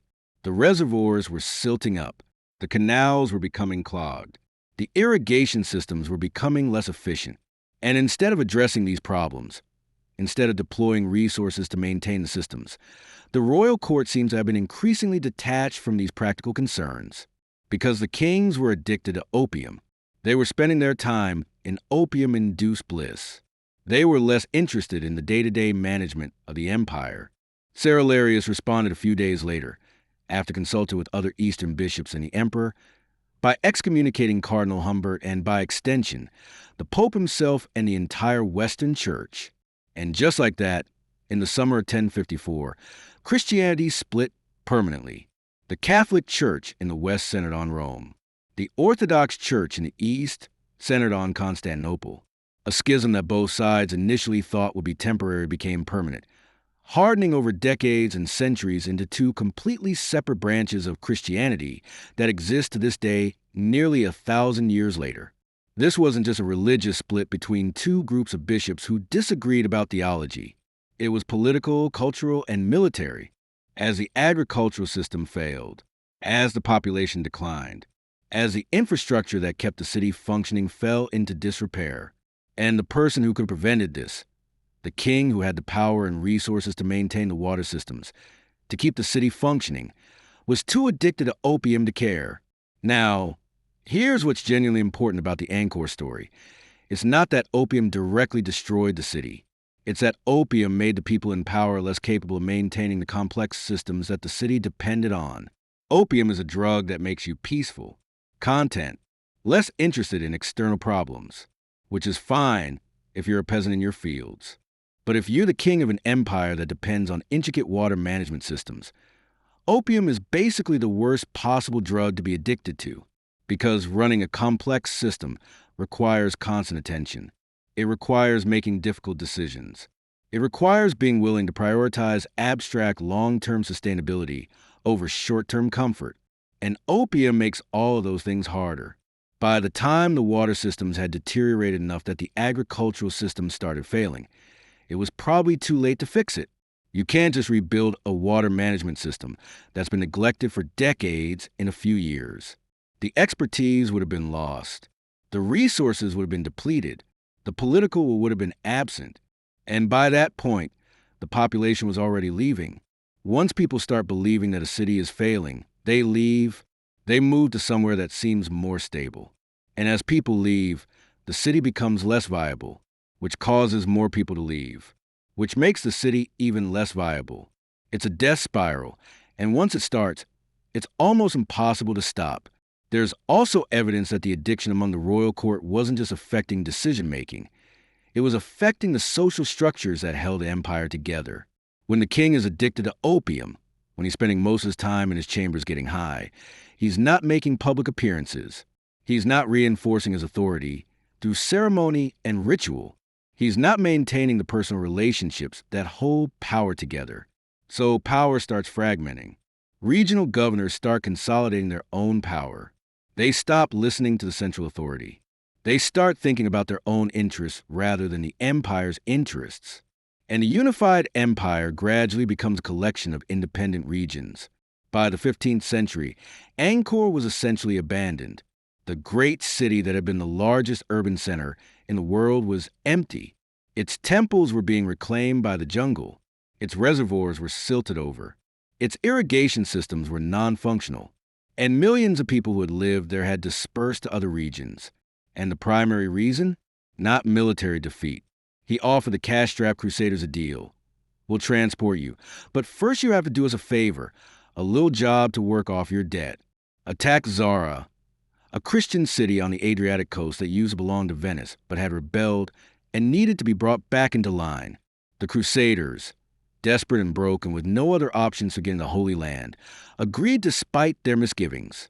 They attacked and sacked Zara, a Christian city, while flying the cross, while claiming to be on a holy mission. Pope Innocent III was absolutely furious when news reached Rome and excommunicated the entire army for attacking fellow Christians. But they didn't stop. They'd already crossed that line. If they'd allowed people who were not addicted to manage the empire, Angkor might have continued. might have remained one of the great cities of the world. But addiction doesn't work that way. Addiction is insidious. It makes you think everything is fine even as the systems around you are failing. It makes you content even as your empire is collapsing. It makes you unable to see the damage being done until it's irreversible. The really haunting question is, how many people died because Angkor failed? How many millions were displaced when the water systems failed and the agriculture that supported them became unsustainable? How many children starved? How many families were torn apart? All because the people in charge were addicted to opium and couldn't be bothered to maintain the infrastructure that kept millions alive.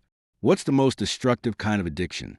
The kind that affects not just the individual, but millions of people who depend on that individual's competence. The kind that doesn't just destroy a person, but destroys a civilization. The last Persian kings, generational addiction, and empire collapse. You're in Persia. It's 1,500. The Safavid Empire is rising. It's powerful. It's new. It's full of energy and possibility. But if you look carefully at the pattern of events that led to the fall of the previous Persian dynasties, if you pay attention to the decisions made by the rulers who came before, you'll see a pattern, a tragic, repeating pattern. A pattern involving substances flowing along trade routes. A pattern where each generation of rulers seems slightly more addicted than the last. A pattern that basically destroyed an empire through slow, systematic drug abuse across multiple centuries. This is a story of how empires fall not in a single catastrophic moment, but through the accumulated bad decisions of rulers who were slowly poisoning themselves with the substances that the Silk Road was bringing into their palaces. Here's the context you need. The Persian Empire, or more accurately, a series of Persian empires and dynasties, had been a major force in world history for over 2,000 years by 1500. They created incredible art. They developed sophisticated governance structures. They built trade networks that connected Asia, Europe, and Africa. And those trade networks? Those trade networks brought substances. Opium from India, cannabis from Central Asia, various herbal preparations from Afghanistan and the Caucasus, exotic substances from places that modern historians can barely identify. The Silk Road wasn't just bringing silk, it was bringing drugs. And the Persian court had access to all of them. By the 1200s, opium use among the Persian nobility had become somewhat normalized, not universally. There were always religious objections, always people who believed that intoxicants were forbidden by Islamic law. But in practice, opium and other substances were being used by a significant portion of the Persian ruling class. Here's what's interesting. The early users, the first generation of Persian rulers who were using opium regularly, many of them were still functional. They were using it, but they were managing. They were still making decisions, still running their kingdoms, still maintaining some level of stability. But then came the second generation, the children of the first opium users. Civilians were killed in the streets for refusing to reveal where they'd hidden their valuables. The historian Nicetas Choniates, who witnessed the sack firsthand and barely escaped with his life, wrote in absolute despair. Even the Saracens are merciful and kind compared to these men who bear the cross of Christ. The Crusaders didn't just steal for 3 days. They destroyed. They vandalized. They desecrated. Centuries of accumulated wisdom, art, and culture went up in flames or was melted down for a quick profit. Priceless manuscripts that preserved ancient Greek philosophy, the only copies in existence, were used as kindling for cooking fires. Bronze statues that had stood since Roman times were smashed for scrap metal. By the 1400s, Persian rulers were famous throughout the Islamic world for their heavy opium use. Other Islamic rulers, Ottomans, Egyptians, others, they were using substances too, but the Persians had become particularly known for it, for creating a court culture where opium and other drugs were everywhere, and the effects were visible. Persian military power, which had once been formidable, was declining. Persian economic power was declining. Persian cultural production was still happening, but the political stability was deteriorating. And historians have blamed various external factors: military pressure from the Ottomans, economic disruption, religious conflicts. But one factor that's often overlooked is the simple fact that the people in charge were heavily addicted to opium. Think about what happens when your entire ruling class is addicted to opium. You make less aggressive military decisions because opium makes you peaceful. You're less interested in expansion because opium makes you content with the status quo. You're less willing to make difficult economic reforms because opium makes you want to avoid conflict. You're less likely to punish corruption because opium makes you detached from consequences. So gradually, your military power declines. Your economic power declines. Your political structure becomes more corrupt. And by the time you realize what's happening, it's too late. The Ottomans have surrounded you militarily. Your economy is collapsing. Your government is ineffective. By 1500, the major Persian dynasties that had ruled for centuries were basically finished. The Safavid Empire was rising in their place. And one of the first things the Safavids did was crack down on opium use among the nobility. They recognized correctly that the previous dynasty's collapse had been partly enabled by the substance abuse culture that had developed. But here's the tragic part. Within a few generations, the Safavids themselves have fallen into the same pattern. Within a few generations, opium use among the Safavid nobility had become normalized again. Within a few generations, they were facing the same problems that had destroyed their predecessors. It's like watching someone learn a lesson from history and then immediately proceed to ignore that lesson and repeat it. And the cycle continued. Dynasty after dynasty. Substance abuse becoming normalized. Each generation of rulers more addicted than the last. Military power declining. Economic power declining. Political stability deteriorating. Until eventually, by the 1700s, Persian power was basically gone. The Ottomans had conquered significant territory. Russia was expanding. The British and French were moving in. And the great Persian empires that had dominated the Middle East for millennia had basically become a regional power. Was this solely because of opium use? No, there were other factors. Military changes, economic disruption, religious conflicts, external pressure. All of these things played a role. But opium was definitely a factor. Definitely a contributing cause. Definitely something that made the rulers less capable of responding effectively to the challenges they faced. Here's what's genuinely interesting about the Persian story. It spans centuries. It shows multiple dynasties. It shows the pattern repeating over and over again. Dynasty A becomes addicted. Their power declines. They're replaced by Dynasty B. Dynasty B promises reform. Dynasty B initially does better. But then, gradually, Dynasty B falls into the same patterns as Dynasty A. Opium use spreads. Each generation becomes more addicted. Power declines. And nobody seems to learn from it. Nobody in Dynasty B thinks, wait, this is exactly what happened to Dynasty A.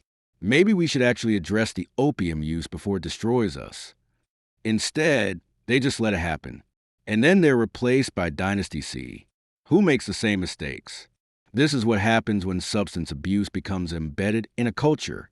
It becomes almost impossible to eradicate because it's normalized, because people who've grown up around it don't see it as a problem, because the people in power are the ones who are most heavily addicted. By the time the Safavid Empire was being replaced by the Afsharid dynasty in the 1700s, opium use among the Persian nobility was so normalized that it wasn't even considered a problem anymore. It was just how things were. It was how the nobility functioned. It was part of Persian court culture. And by then, Persian power was already in decline. The Ottoman Empire had conquered significant territory. European powers were encroaching. The economic structures that had held Persian civilization together for centuries were collapsing. And the rulers who were supposed to be managing this decline, they were high on opium. Content, detached, unable to make the kind of aggressive, strategic decisions that might have actually slowed the decline. What's genuinely tragic about the Persian story is that it's a long, slow collapse. It's not a single catastrophic moment. It's not a battle lost or a plague that sweeps through. It's just gradual, generational. The cumulative effect of centuries of substance abuse among the ruling class, each generation more addicted than the last, each generation making slightly worse decisions, until eventually the whole system collapses. And the really sad part? Towards the end, by the 1700s, there were Persian writers and thinkers who recognized what was happening, who wrote about how opium was destroying the empire, who pleaded with the rulers to address the problem. But by that point, it was too late. The addiction was too embedded. The culture was too normalized. The system was too far gone. If the Persian dynasties had addressed opium use aggressively, if they cracked down on it, if they discouraged it, if they created a culture where substance abuse was stigmatized rather than normalized, things might have been different. The decline might have been slowed. The empire might have lasted longer. But they didn't. And so the slow collapse continued. Generation after generation, ruler after ruler, each one slightly more addicted than the last. Each one slightly less capable of making good decisions. Until eventually, an empire that had stood for millennia basically ceased to exist as a major power. Here's what the Persian story teaches us. Sometimes the most dangerous addiction isn't the dramatic kind. It's not the addiction that destroys a person in a year or two. It's the slow, generational addiction, the kind that becomes normalized, the kind that each generation inherits from the last, the kind that's so embedded in the culture that nobody even recognizes it as a problem anymore. Because by the time you realize what's happening, it's usually too late. The damage has already been done. The empire has already declined. The system has already started to collapse. And all the recognizing in the world won't fix what decades or centuries of normalized substance abuse have destroyed. Conclusion: like and subscribe for more stories about how empires fall from within. Thanks for watching the complete series. 15 medieval royalties that love being high, and what happened next? Which story affected you the most? Let us know in the comments. Which ruler's addiction surprised you the most? Were you shocked by how substance abuse shaped entire civilizations? The real lesson from all these stories is simple. When the people in power lose control of themselves, everyone else pays the price. When addiction becomes normalized among rulers, empires collapse. When substances alter judgment, history changes. Thanks for watching. Sweet dreams.